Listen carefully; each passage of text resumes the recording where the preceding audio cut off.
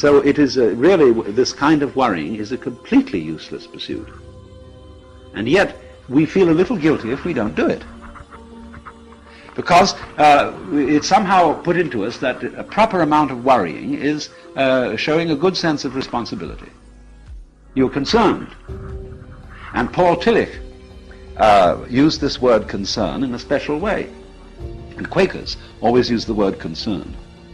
And all people, you might say, who are socially conscious are concerned.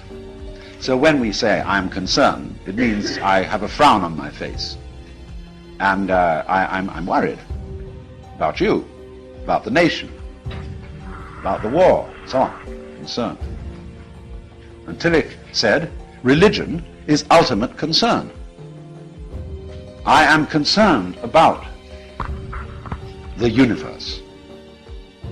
And he used this wonderful decontaminated word for God, which he got from Eckhart, the ground of being. See, God still has whiskers on it, but the ground of being doesn't, obviously.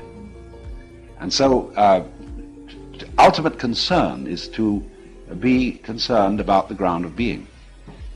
Well, now, I don't think I'm not sure about Tillich.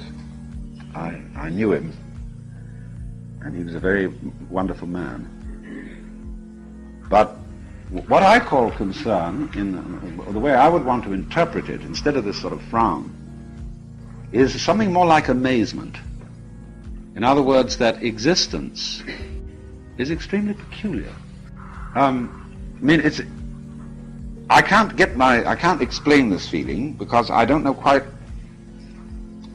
how to ask a question about existence so that I could be said to be wondering about it in some sort of clear-thinking way.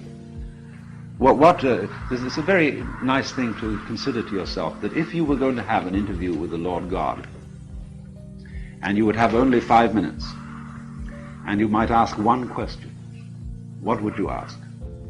And you've got plenty of time to think this over in advance. And you realize, question after question, say, no, that's not really the thing I want to get at.